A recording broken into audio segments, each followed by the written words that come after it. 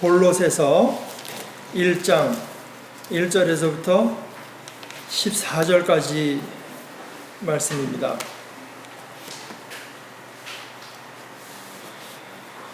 하나님의 뜻으로 그리스도 예수의 사도가 된 나 바울과 형제인 디모데가 골로새에 있는 성도들, 곧 그리스도 안에 있는 신실한 형제 자매들에게 이 편지를 씁니다.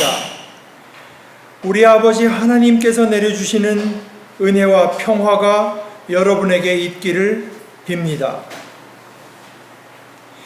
우리는 여러분을 위하여 기도할 때 항상 우리 주 예수 그리스도의 하나님 아버지께 감사를 드립니다. 우리는 그리스도 예수에 대한 여러분의 믿음과 모든 성도를 향해서 여러분이 품고 있는 사랑을 전해 들었습니다. 이 믿음과 사랑은 여러분을 위하여 하늘에 쌓아두신 소망에 근거합니다. 이 소망은 여러분이 진리의 말씀, 곧 복음을 받아들일 때에 이미 들은 것입니다. 이 복음은 온 세상에 전해진 것과 같이 여러분에게 전해졌습니다. 여러분이 하나님의 은혜를 듣고서 참되게 깨달은 그날로부터 여러분 가운데서와 같이 온 세상에서 열매를 맺으며 자라고 있습니다. 여러분은 하나님의 은혜를 우리와 함께 종이 된 사랑하는 에바브라에게서 배웠습니다. 그는 여러분을 위하여 일하는 그리스도의 신실한 일꾼이요, 성령 안에서 여러분의 사랑을 우리에게 알려준 사람입니다. 그러므로 우리가 여러분의 소식을 들은 그날부터 우리도 여러분을 위하여 쉬지 않고 기도합니다. 우리는 하나님께서 여러분에게 모든 신령한 지혜와 총명으로 하나님의 뜻을 아는 지식을 채워주시기를 바랍니다. 여러분이 주님께 합당하게 살아감으로써 모든 일에서 그분을 기쁘게 해드리고 모든 선한 일에서 열매를 맺고 하나님을 점점 더 알고 하나님의 영광의 권능에서 오는 모든 능력으로 강하게 되어서 기쁨으로 끝까지 참고 견디기를 바랍니다. 그리하여 성도들이 받을 상속의 몫을 차지할 자격을 여러분에게 주신 아버지께 여러분이 빛 속에서 감사를 드리게 되기를 우리는 바랍니다. 아버지께서 우리를 암흑의 권세에서 건져내셔서 자기의 사랑하는 아들의 나라로 옮기셨습니다. 우리는 그 아들 안에서 구속, 곧 죄 사함을 받았습니다. 하나님의 말씀입니다. 많은 교회가 이제 받아들이고 있는 것 가운데 이게 정확히 이제 어느 나라, 아마 스위스 사람이 맞을 겁니다. 그러나 뭐 칼빈이라는 사람이 있지 않습니까? 요즘엔 그게 이 사람이 이제 프랑스 사람이었다 그래갖고 자꾸 깔뱅깔뱅 하는데 뭐 하여간 어찌됐건 그것도 꼭 맞는 것만은 아닙니다. 그런데 어찌됐건 하여간 그 칼빈이라고 하는 그 종교개혁 당시 유명했던 인물이죠. 그 칼빈의 가르침을 따르는, 칼빈이 한 말은 아닙니다. 칼빈의 가르침을 따르는 사람들이 이제 그 가르침을 요약해 놓은 것이 5가지가 있습니다. 5가지. 하나, 둘, 셋, 넷, 5 하는데 그 영어로 돼서 맨 앞에 거를 따게 되면 T, U, L, I, P 이렇게 시작이 돼서 튤립이라고 그럽니다. 칼빈주의 뭐 튤립 그러면은 그거 언젠가 들어본 것 같다는 정도는 돼야 됩니다. 정확히 알 필요는 없습니다만은. 그런데 이제 뭐 예를 들어서 첫 번째가 total inability, total depravity에서 인간은 전적으로 타락했다 또는 전적으로 무능하다 뭐 이제 이런 식으로 돼서 이제 TULIP인데 그 중에서 맨 끝에가 이제 P, 이게 영어로 견딘다, persevere 하는 건데 이제 perseverance 명사로 돼서 perseverance of the saints 성도의 글쎄 우리말로 그냥 견딘다 그랬으면 좋았을지 모르겠는데 영어로 한자어로 견인 이렇게 이제 번역했습니다. 성도의 견인. 이게 무슨 말이냐면 하나님께서 일단 자신의 백성으로 삼은 사람은 끝까지 이제 자신의 백성으로 지켜주신다 하는 그 뜻입니다. 그러니까 이걸 이제 제가 미국에서 공부한 그 침례교 쪽에서는 뭐 꼭 침례교 많이 알지 모르지만 이런 식으로 영어로 이렇게 말합니다. Once saved, always saved. 한 번 구원받았으면 영원히 구원받은 것이다. 이제 이런 식의 말을 합니다.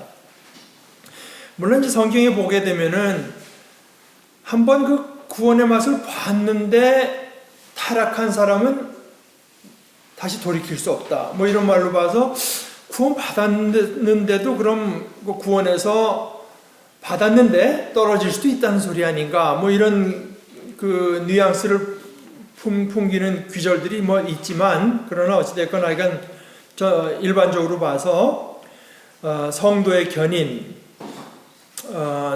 이제 많은 사람들이 믿고 있는데 제가 한번 그 공부 시간에 이제 신약 그 요한복음을 공부할 때인데 거기 열매 맺지 않는 가지마다 찍혀서 이제 불에 태우게 버려진다 뭐 이런 얘기도 있고 하니까 그런 교수가 이걸 어떻게 생각해야 되겠느냐 물어보니까 이제 학생 중에 하나가 그 성도의 견인을 선생님 믿으십니까? Do you believe in the perseverance of the saints? 성도의 견인을 믿으십니까? 그러니까 이 사람이 이분이 그 캐나다 사람인데 그 변호사 출신인데 신약 성경을 연구하는 교수였는데 I believe in the perseverance of the saints. 자기는 믿는다고. 그러더니 but I believe in the perseverance of the saints. 또 똑같은 말을 반복했습니다. 그 말은 뭐냐 하면 그 사람이 정말 하나님의 백성된 성도면 하나님께서 그 사람을 끝까지 지켜주시고 믿음을 지켜준다. 뭐 여러분들이 살다 보면 그런 어떤 의문이 많이 들 겁니다. 예를 들어서 참 평생을 신앙생활 잘하다가 그런 막판에 뭐 20년, 30년, 5년, 1년 뭐 치매에 걸려서 뭐 예배할 줄도 모르고 하나님이 누구냐 헛소리 하는 사람도 그럼 그 사람도 지금 구원받는 건가? 뭐 이런 의심들이 이제 의문들이 여러분 속에 들 수 있지 않습니까? 근데 이제 그분의 얘기는 뭐냐 하면은 이제 그런 것이 문제가 아니라 그런데 정말 그 사람이 세인치냐 그게 문제다. 그 사람이 정말 그리스도를 받아들였고 하나님을 받아들인 사람이냐? 그러면은 그 사람은 끝까지 하나님께서 지켜주실 걸 믿지만 그 사람이 정말 세인트에 속했는지는 그건 그렇게 간단한 문제는 아니다.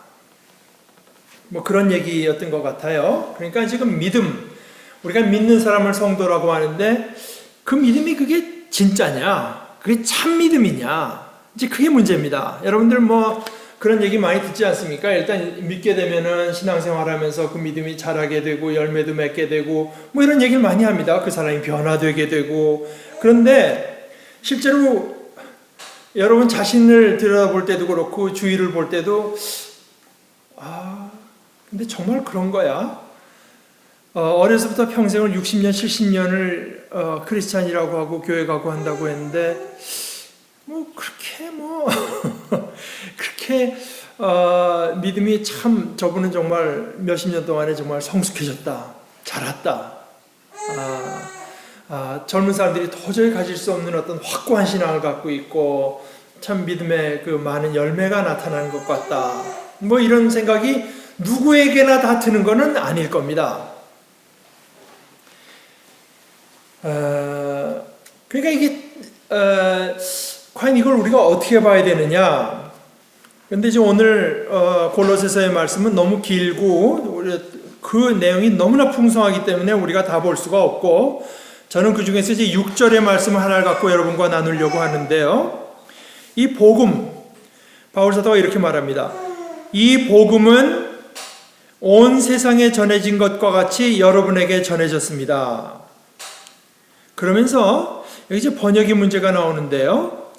여러분이 하나님의 은혜를 듣고서 참되게 깨달은 그날로부터 여러분 가운데서와 같이 온 세상에서 열매를 맺으며 자라고 있습니다. 이렇게 번역했는데 이건 문법적으로 아무 문제가 없지만 예를 들어서 가톨릭에서 번역한 성경에는 이렇게 되어 있습니다. 여러분이 그 진리 안에서 하나님의 은총을 듣고 깨달은 날로부터. 자, 하나님의 은총을 들었다는 게 무슨 말이냐? 그런데 제가 본 바로는 모든 영어 번역, 거의 모든 영어 번역은 그렇게 번역하지 않고 은총을 들었다고 번역하지 않고 복음을 들었다고 번역합니다. 그것도 문법적으로 맞습니다. 여러분이 복음을 듣고, 들은 건 복음입니다. 복음을 듣고 하나님의 은혜를 참되게 이해한 날, 깨달은 날로부터. 그러니까 우리말 번역은 둘 다 은혜를 듣고 깨달았다고 했지만 영어 번역에는 거의 다 복음을 듣고 하나님의 은혜를 이해한 날. 이거는 사실 흔한 표현은 아닙니다. 흔한 표현은 아니에요. 대개는 쓸 때는 복음을 듣고 믿은 그날, 복음을 듣고 그 복음을 받아들인 그날, 또는 복음을 듣고 하나님의 자녀가 된 날, 이런 식으로 표현하지만 특별히 오늘 바울사도는 뭐라고 표현하냐면 복음을 듣고 하나님의 은혜를 깨달은 그날로부터 열매도 맺히고 자라기도 시작됐다. 그러니까 여기서 사실은 믿음을 말을 하지만 참 믿음은 뭐냐? 참 믿음이라고 하는 것은 하나님의 은혜를 참으로 깨닫는 것을 참 믿음이라고 바울사도가 여기서 말하고 있는 것입니다. 하나님의 은혜를 참으로 깨닫는 것, 정말 깨닫는 것. 그러니까 이게 복음을 듣고 나서 얼마가 걸렸는지 알 수 없어요. 즉각에 깨달았는지, 며칠 있다 깨달았는지, 몇 년 있다 깨달았는지 모르지만 또 그건 별 문제가 아닌 것 같습니다. 바울사도가 이 사람들이 이걸 어떻게 깨달았는지도 전해 들었다고만 말을 하니까 정확히 알 수 없는데, 그러나 한 가지 분명한 것은 보십시오. 이렇게 복음의 열매가 그 사람의 삶에서 맺히면서 복음이 그 안에서 자라나는 것은, 그리고 이 복음이라고 하는 생명이라서요, 이건 반드시 열매도 맺고 자라게 돼 있습니다. 복음이라고 하는 것은. 그런데 이렇게 되는 거, 복음의 열매도 맺으면서 자라는 것은 그저 믿습니다, 아멘 하고 큰 목소리로 여러 사람 앞에서 외친다고 되는 것이 아닙니다. 외친다고 되는 것이 아니라 하나님의 은혜를 참되게 또 정말 참으로 깨닫는 것으로 시작된다. 여기 참된 이해, 참된 깨달음이 온전한 이해를, 완전한 이해를 말하는 것은 물론 아닙니다. 그러나 참된 이해만이 온전한 이해를 향해서 자라날 수 있습니다. 하나님의 은혜를 참되게 이해하지 못하면 몇십 년이 지나도 자라날 수 없어요. 그래서 이 말을 하고 나서 저 뒤에 9절에서부터 11절까지 바울사도는 이것을 위해서 기도합니다. 자라나기를 기도하는 것입니다. 하나님의 은혜, 거꾸로 말하면 우리에게 은혜 베푸시는 하나님을 점점 더 깨닫고 싶은 마음이 들고, 또 실제로 점점 더 알아가게 되고, 그래서 그때부터 내 모든 것, 이웃을 대하는 태도, 내 시간을 사용하는 방법, 내 여가를 사용하는 방법, 내 삶을 선택하는 순간들에 내가 그 하나님의 은혜를 깨달아 알았다고 하는 것이 점점 더 이제 드러납니다. 이게 바로 열매 맺는 것입니다. 내가 이웃을 대하는 태도나 내 자신의 모든 것을 사용하는 데서 하나님의 은혜 또는 은혜로 오신 하나님을 깨달은 것이 드러나는 것. 이게 열매 맺는 것입니다. 그런데 이렇게 되어야 이게 참되게 이해한 것이고, 그리고 이것이 신앙생활의 시작입니다. 이게 없으면 이건 신앙생활 근처에서 맴도는 것일 수는 있지만 신앙이 그 속에서 실제로 시작된 것은 아닙니다. 이 길, 복음을 듣고 하나님의 은혜를 참되게 이해하는 이 길에 들어서야 돼요. 들어서야 자라게 되고 열매 맺게 됩니다. 제가 오늘 왜 이걸 이렇게 그냥 소리를 높여가면서 자꾸 말을 하는가 하면은, 이 깨달음, 하나님의 은혜를 참되게 깨닫는 것이 없는 신앙도, 그런 신앙도 있다. 그런 신앙도 가능하다고 우리가 생각하게 될까 봐서 그런 건 없다는 걸 제가 말씀드리는 것입니다. 믿음이라고 하는 것은 바로 이 하나님의 은혜 또는 신적인 존재, 전능한 존재, 하여간 다른 하나님이 아닌 바로 이 은혜를 베풀어 주시는 하나님께 감사와 순종으로 합당하게 응답하는 것 외에 아무것도 아닙니다. 제가 신학교 다닐 때 그 설교학 신학생들이 설교를 배워야 되지 않겠습니까? 설교학 강의를 듣는데 저한테 직접 가르쳐준 선생님은 아닌데 이제 우리 학교의 설교학 교수 하나가 영어로 big word, 아주 그 큰 말을 설교에 쓰면은 거기다 빨간 손으로 이렇게 쭉 긋는 이런 말은 쓰면 안 된다, 설교할 때. 그런 선생님이 있었어요. 사실은 제가 지금 말한 은혜도 그런 말 중에 하나입니다. 은혜, 자유, 종말적인 어쩌고. 그 선생님의 주장은 설교하는 당신은 그게 무슨 말인지 알고 뭐가 생각하는 게 있어 말하지만 듣는 사람한테는 아직 그게 뭘 말하는 건지 분명치가 않다. 그러니까 그런 말은 피해야 된다. 듣는 사람이 당신이 생각하는 것과 같은 것을 생각할 수 있는 말을 써라. 만질 수 있는 거, 볼 수 있는 거, 이렇게 말하면 알잖아요. 그 사람이 이제 우리는 자유 이렇게 말을 하지만 내가 생각하는 자유하고 듣는 사람이 같은 걸 생각하려는 보장이 어딨나. 자유만 해도 말입니다. 자유만 해도 감옥에 있다 풀려나온 사람이 자유 얻었다고 할 수도 있고, 우리가 일본에게 압박당하다 해방됐을 때 우리는 자유를 얻었다고 할 수도 있는데 그 자유는 같은 자유는 아니다. 그러니까 그 상황을 묘사를 해줘야지 그냥 자유하면은 엉뚱한 것을 서로 생각할 수 있게 된다.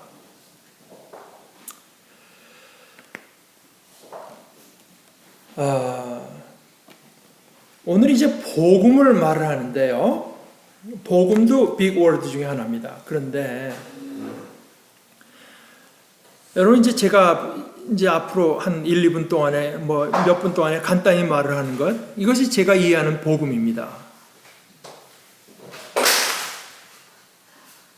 그러니까 복음할 것이 아니라 나는 복음이란 말로 무엇을 말을 하는가 하는 것을 제가 여러분과 소통하려고 하는 것입니다. 복음은 하나님께서 우리를 사랑하신다는 것입니다. 하나님께서 우리를 사랑하신다. God loves us. 심지어 요한 1서의 표현대로 말하면 하나님은 사랑이세요. 하나님은 사랑이십니다. 그런데 이 사랑도 빅 워드입니다. 또 하나님은 자비로우세요. 자비로워서 우리가 아무리 형편없고 우리가 아무리 생각하는 게 악하고 한심해도 그런 우리가 잘못되는 걸 도저히 보지 못하세요. 그냥 두고 보지 못하세요. 하나님은 너무나 불쌍히 여기는 마음이 많으셔서 자비로우셔서 그걸 보지 못하십니다. 그런데 이 사랑과 자비, 이것도 빅 월드이기 때문에 조금 더 구체적인 표현이 필요해요. 사랑도 그렇잖아요. 여러분 뭐 유행가에 온갖 사랑 타령 아니겠습니까? 사랑이라고 하는 거 요즘 한국 사람들도 워낙 이 말이 쉬워져가지고 I love you 하는 말 참 많아. 사랑해 사랑해. 심지어 전화하면 고객님 사랑합니다. 나는 뭐 평생 한 번도 얘기한 사람을 살지 못한 사람 어떻게 나를 사랑하는지 모르겠어요. 이게 뭐 도대체 할 수가 없습니다. 그런데 그런 사랑을 우리가 말하는 게 아니잖아요. 하나님의 사랑은 그런 사랑을 말하는 것이 아니라, 그럼 하나님께서 사랑한다고 할 때 그럼 우리는 뭘 말하는가? 하나님은 그런 우리에게 뭔가를 해주신다. 뭘 내주신다. 우리를 거기서 구원해 주시기 위해서 뭔가 아낌없이 우리를 위해서 해주신다. 그것이 다시 말해서 하나님, 우리를 은혜 베푸시는 하나님, 사랑이 은혜로 나타나시는 하나님. 이 은혜라고 하는 건 이렇습니다. 간단히 말하면 이런 겁니다. 너 그렇게 살았지? 이런 생각을 하지 않으시는 겁니다. 너 나에게 대해서 그런 태도를 품었지. 이런 말씀을 하시지 않는 것이 은혜 베푸시는 것입니다. 우리의 자격을 따지지 않는 거예요. 우리가 얼마나 좋은 것을 받을 만한 자격이 있는가를 따지는 것이 아니라 그저 우리에게 가장 좋은 것을 주시고 싶어 하시고 실제로 주시는 것, 그것이 이제 은혜를 베푸시는 것인데요. 그것이 우리에게 있어야 된다고 생각하고 주시는 것. 그래서 사실은 은혜라고 하는 것도 빅 워드입니다. 은혜를 입었습니다. 뭐 이런 말 자주 하지 않습니까? 스승의 은혜는 뭐지? 하늘과 같다 그러나요? 끝이 없다고 합니까? 뭐 스승의 은혜, 뭐 이런 것이 있지만 지금 우리가 하나님의 은혜를 말할 때 그럼 하나님의 은혜가 뭐냐? 하나님의 은혜가 뭡니까? 예수 그리스도를 볼 때 하나님의 은혜를 알 수 있다.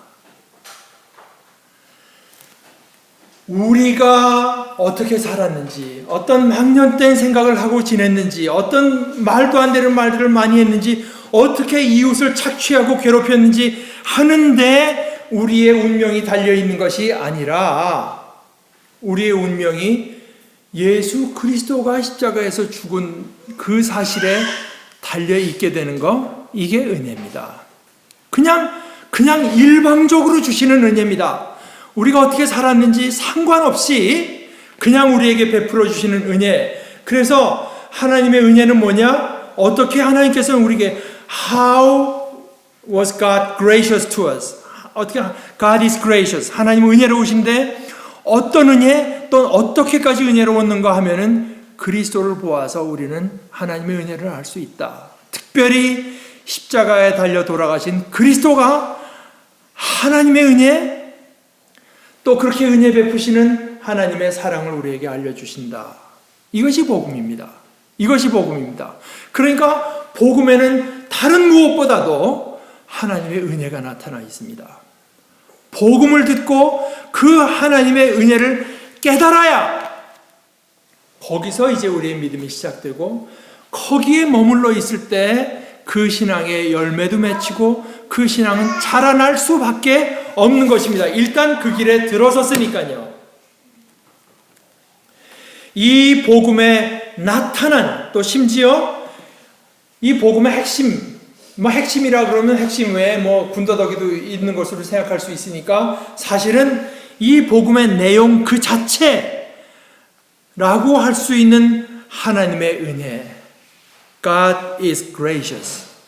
하나님의 은혜가, 이게 생각할수록 또 맛볼수록 또 알아갈수록 이게 너무나 감사하고 너무나 놀랍고 너무나 크고 또한 너무나 진실하고 오묘하고 신비로워서 그러니까 자꾸 이걸 거듭 되뇌이게 되고 이걸 더 사모하게 되고 더 찾게 되는 동안에 그것이 점차로 나를 사로잡게 됩니다. 그리고 내게 스며들어가게 됩니다. 그리고 마침내 내 중심을 차지하게 됩니다. 그래서 이 하나님의 복음을 듣고 하나님의 은혜를 참으로 깨닫고, 작을지 모르지만 어찌됐건 참으로 깨닫고 점점 자라나는 동안에 우리는 은혜를 입은 자, 정말 내가 생각지도 않은 너무나 큰 은혜를 입은 자만이 지니게 되는 어떤 겸손함이 있지 않겠습니까? 은혜 입었으니까요. 겸손함과 또 뭐가 있겠습니까? 또 너그러움, 이것을 입어가게 됩니다. 이 너그러움, 이것이 참된 뜻에서 은혜로움입니다. 저는 불행하게도 우리 한국교회에 이 은혜롭다는 말이 너무 이제 핵심에서 벗어간 뜻으로 자꾸 쓰여지는 것 같아서 참 좀 이건 우리가 좀 고칠 필요가 있다 생각하는데, 설교를 듣다가 해서 감동을 받고 이러면은 오늘 목사님 설교가 은혜로웠다. 또는 찬송을 하다가 그냥 감동이 오게 되면 꼭 그걸 감동받았다고 하면 좋은데 은혜 받았다고 말합니다. 은혜로웠다. 그런데 제가 이제 미국에서 살면서 몇 년 안 돼서 느낀 거지만 이게 영어로 번역이 안 됩니다. 우리가 은혜 받았다, 은혜롭다. 그런데 찬송을 부르고 나서 그 찬송이 참 gracious했다, graceful했다, 이게 말이 안 됩니다.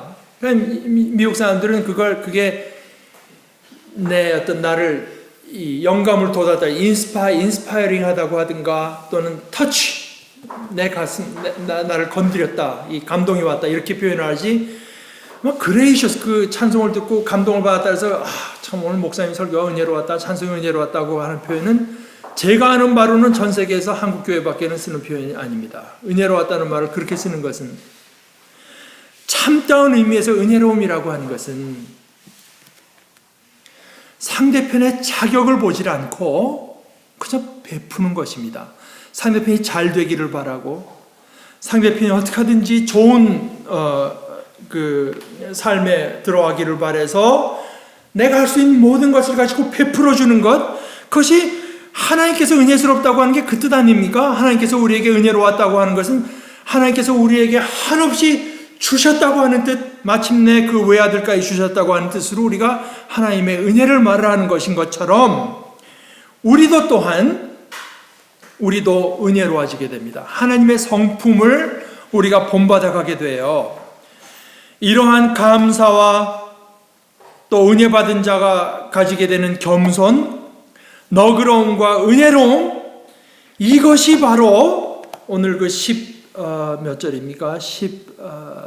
10절에 여러분이 주님께 합당하게 살아간다, 이것이 바로 주님께 합당하게 살아가는 모습입니다. 10절의 말씀 이렇죠? 여러분이 주님께 합당하게 살아감으로써 모든 일에서 그분을 기쁘게 해드리고 모든 선한 일에서 열매를 맺고 하나님을 점점 더 알고, 이게 거진 한 4가지를 말을 하는 것 같지만 그러나 사실은 한 가지입니다.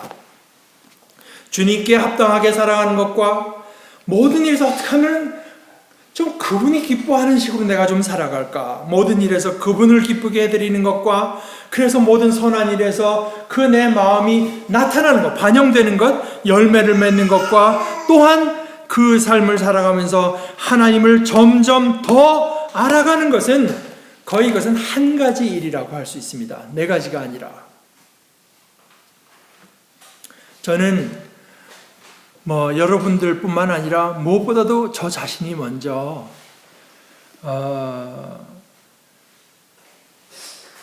보잘것없는 삶이고 몇십 년 되지 않은 삶이지만 그 속에 이 복음의 열매가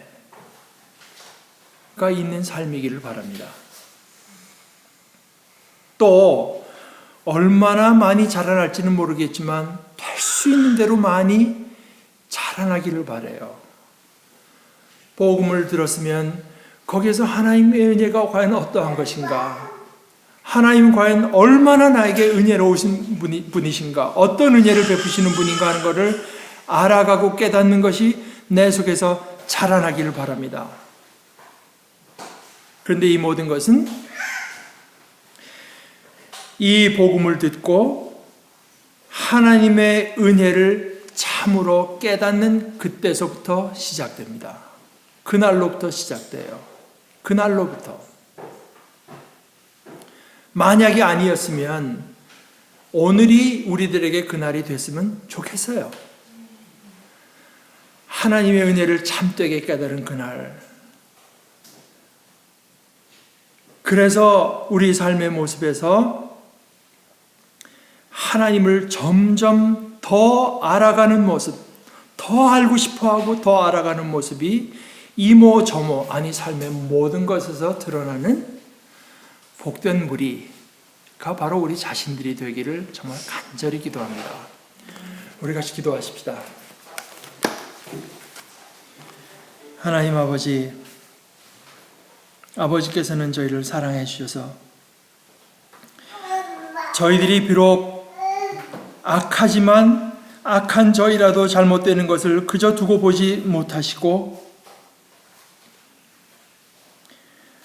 우리에게 하나님의 말씀도 주시고 우리에게 하나님의 권능도 베풀어 주실 뿐만 아니라 독생자 예수 그리스도까지 주신 은혜의 하나님인 것을 저희들로 깨닫게 하시고 받아들이게 하시고 이 깨달음과 이 기쁨과 이 진리가 우리의 중심에 들어오게 하시고 이것이 우리를 빚어내게 하셔서 여기 모인 이 작은 무리들이 복음을 듣고 하나님의 은혜를 참으로 깨달음으로써 우리의 삶의 이 복음의 열매 또한 복음이 날로 날로 성장하고 자라나고 커지는 귀하고도 복된 은혜를 저희들에게 허락하여 주시옵소서.